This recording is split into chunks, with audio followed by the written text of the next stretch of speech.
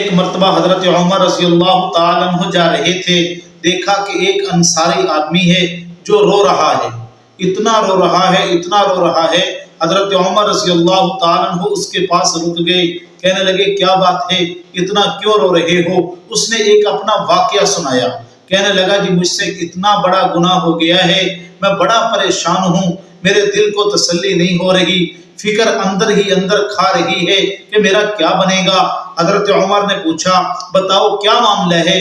کہنے لگا عمر بات اس طرح کی ہے کہ میں پہلے زمانہ جاہلیت کے اندر کفن چور تھا، جب لوگ مردوں کو قبر میں دفن کر دیتے تھے میں ان کے کفن کو نکالتا، اس کو بازار میں فروخت کرتا تھا، ان پیسوں سے اپنا گزر بسر کرتا تھا۔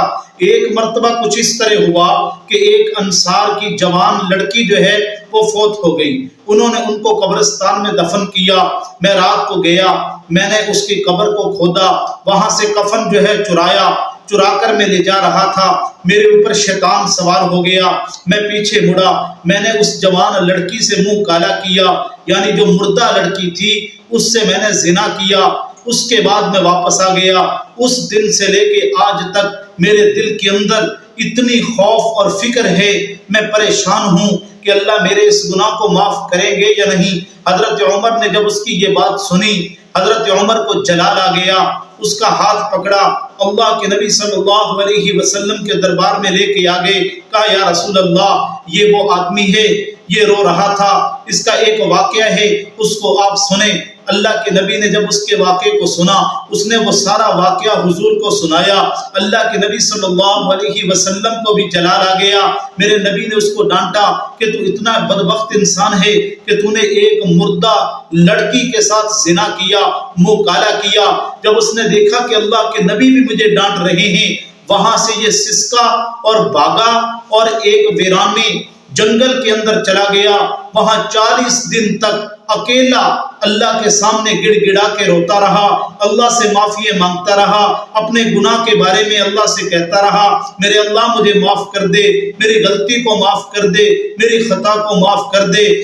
جب 40 دن پورے ہو گئے، روایات میں آتا ہے حضرت جبریل امین اللہ کے نبی علیہ السلام کے پاس آئے، اللہ کے نبی کے پاس آ کے جبریل امین نے حضور سے کچھ سوال کیے۔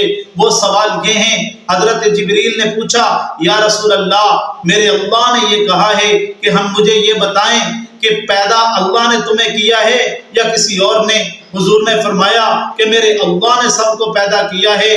پھر دوسرا سوال حضرت جبریل نے حضور سے یہ کیا کہ اللہ کہتے ہیں کہ رزق ہم آپ کو دیتے ہیں یا کوئی اور دیتا ہے؟ حضور نے فرمایا کہ میرا اللہ ہی سب کو رزق دیتا ہے۔ تیسرا سوال جبریل نے یہ کیا، اے میرے پیارے محبوب مجھے یہ بتائیے کہ گناہوں کی معافی اللہ نے دینی ہے یا آپ نے دینی ہے؟ یعنی گناہوں کو معاف آپ نے کرنا ہے یا اللہ نے کرنا ہے؟ حضور نے فرمایا کہ گناہوں کو معاف تو میرے اللہ نے کرنا ہے۔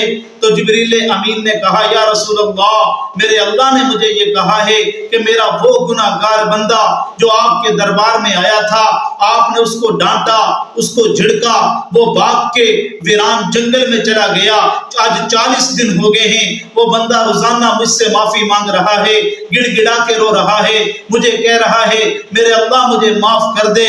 میرے محبوب صلی اللہ علیہ وسلم میرے اللہ نے مجھے اس لیے بھیجا ہے کہ جا جبریل میرے محبوب کو جا کے بتا کے آ کہ اس بندے کو کہہ دو کہ تیرے اس گناہ کو تیرے رب نے معاف کر دیا ہے۔